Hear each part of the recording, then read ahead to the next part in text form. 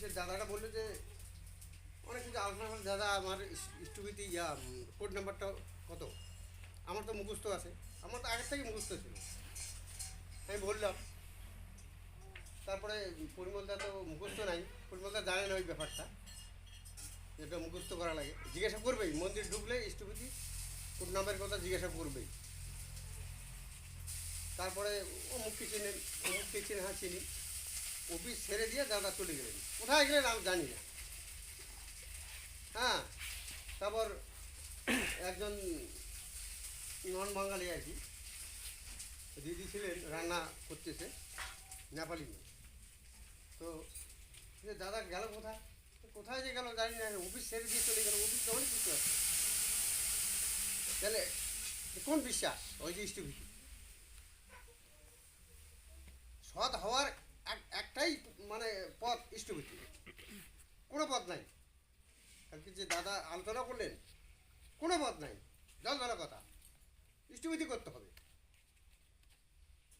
স্টুবিটি যদি না করি, সৎ হওয়ার কোনো রাস্তা নেই, কোনো রাস্তা নেই। ওই গরিব সেবার কথা যে আছে, ওই সেবাটা বৈষ্ণবের সেবা দিতে হবে। বৈষ্ণবের সেবা মানে, বৈষ্ণব মানে এই আমাদের এই যে যারা গ্রামে ঘুরে বৈষ্ণব না, সেই বৈষ্ণব না, সেই মহাপ্রভু সেবার কথা।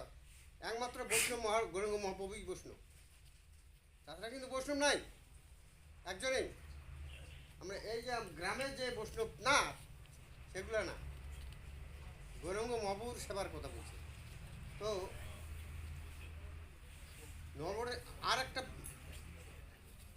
একবার শিলিগুড়িতে নববর্ষের উৎসব হয়েছিল, এই প্রশান্ত গেছে, মনে আছে? দেবঘরে যে অনুষ্ঠানটা হয় সেটা শিলিগুড়িতে হয়েছিল। হ্যাঁ, ওইখানে বিশাল স্টিভিটি দেওয়ার লাইন। তা আমরা তখন কিন্তু স্টিভিটি পাঠাই শিলিগুড়িতে। হ্যাঁ, লাইনে দাঁড়িয়ে আছি, এক দাদা আসি বললো, অনুরোধ করে বলছে, দাদা মানে একটা বাচ্চা আছে, ভালো লোকে মানে বড় লোকেই হবে আর কি, পোশাক পরিচয় তো বোঝা যায়।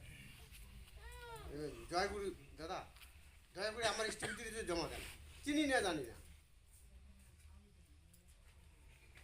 হাত জোর করে বললো আমার স্টিভিটিতে দেন না, আমার বাচ্চা আছে তো। নিয়ে নিলাম, দিয়ে দিলাম জমা। এটা কোন বিশ্বাস? ওই স্টিভিটি, ওই স্টিভিটি অনেক প্রমাণ আছে। তাহলে আমরা সৎ হওয়ার রাস্তাই একটা স্টিভিটি, তাদের কোনো পথ নাই।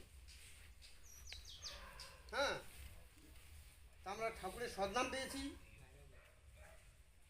আমরা স্টিভিটি করবো সবাই। স্টিভিটি যেটুকু বলা আছে অতটুকু করা সম্ভব না, করতে হবে। ওই কবিগুরু যে বলা আছে, ভিক্ষুক দুপুরে দূরে ঘুরে বেড়ায় এই ভোরবেলা, সে কবির ভাষায়, কিন্তু কেউ দিচ্ছে না, হাত গুটিয়ে যাচ্ছে, এই ওইটাই। হ্যাঁ, তা আলোচনা বাড়াবো না, অনেক দাদারা আছেন।